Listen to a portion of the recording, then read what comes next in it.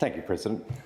Look, tonight I would like to just talk about the crime forums, because I did undertake to the community that I met over the members of the community I met over the last few weeks to actually present a synopsis of those crime forums and some of the good work that the people of the Kimberley have done over the last few days. So just to give an outline, over the last month or two, there's been an absolute increasing concern, and this is expressed through social media in some of the community pages, but also directly to me from community members and of all levels. I mean, I've been working very hard.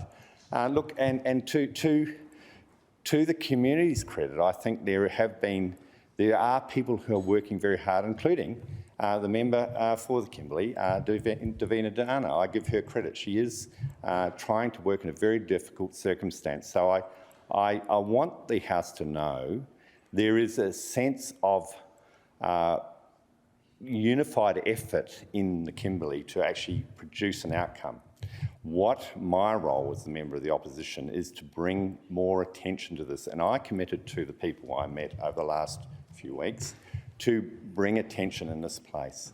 And it's fantastic to see, after such a huge response to the forums, almost 400 people over 5 locations over 5 days, to see such an incredible response now, because we actually now have the Premier now actually making an announcement to actually take greater control of what's going on in the Kimberley.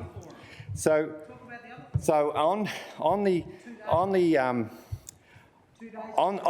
in late January, I began a process through social media to present that we were having these forums. We had on the 3rd of February, we ran some high frequency radio advertising, because it has so much concern from members of the community. We ran some high frequency advertising, and we started on the 5th of February in Broome. Now, almost 60 people came to that forum. There was some incredible dialogue. This was an open invitation to everybody. This was an open meeting. And for my knowledge, it's actually the first open meeting where it's just a general invitation since before the election, when there was also a similar forum had when I know that the Honourable former member, Minister, Honourable Ben Wyatt, came and we had the Leader of the Opposition. I just remind members at that stage, nobody from the government intended to actually come to that forum, but it was after that, after the announcement by the Leader of the Opposition, Leader of the Opposition on a point of order.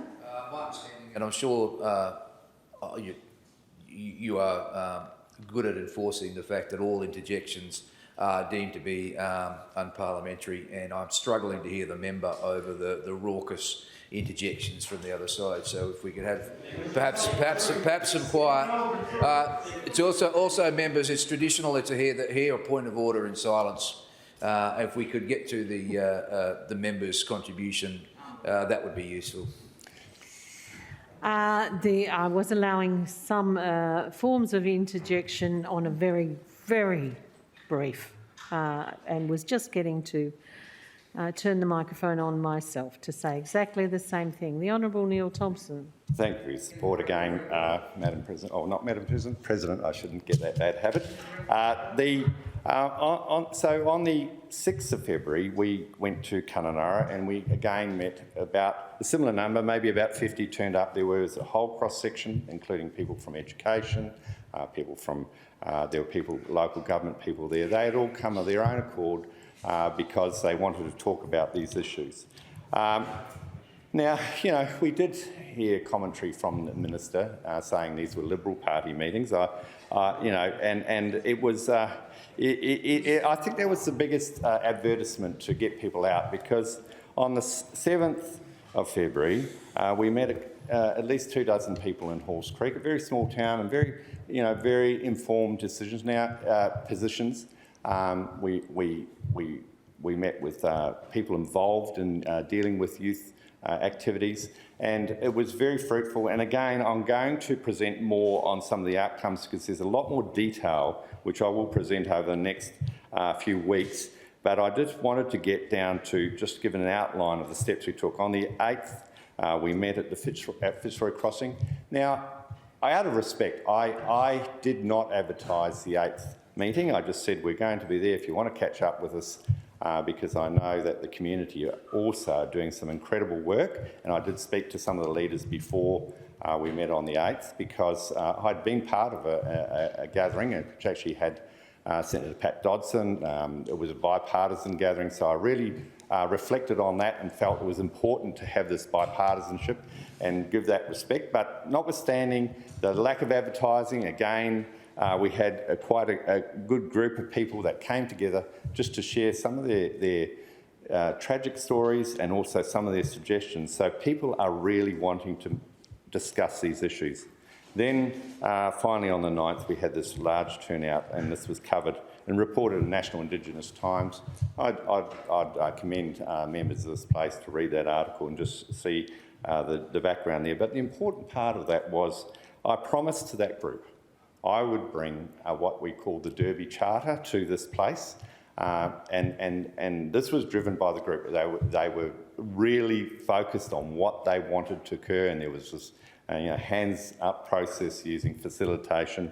And the 5 things that they saw as the number one priority was all focused on getting safety first, getting it safe now.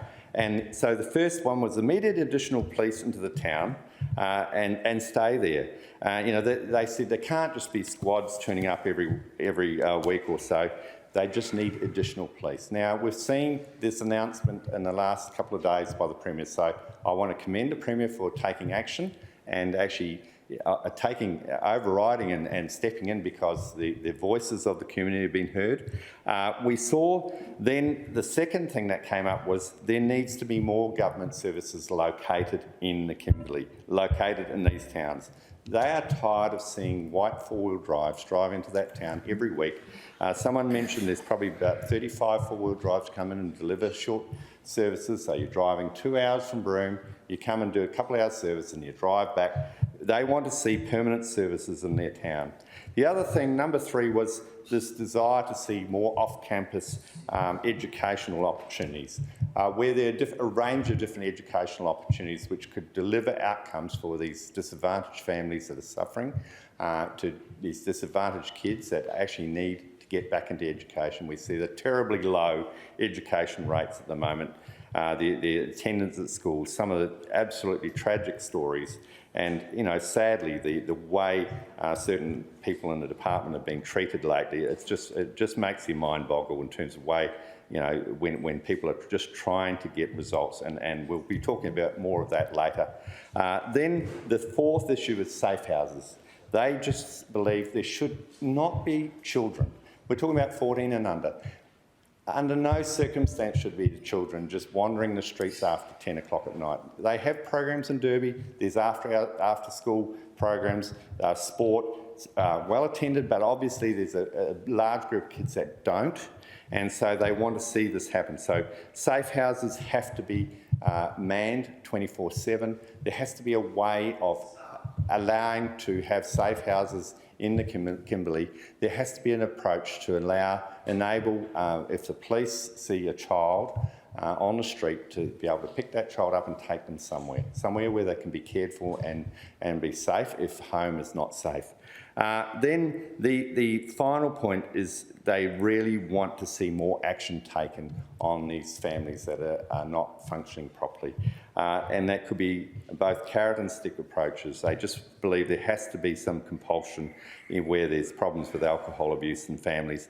There needs to be some very definite processes to make homes safe again.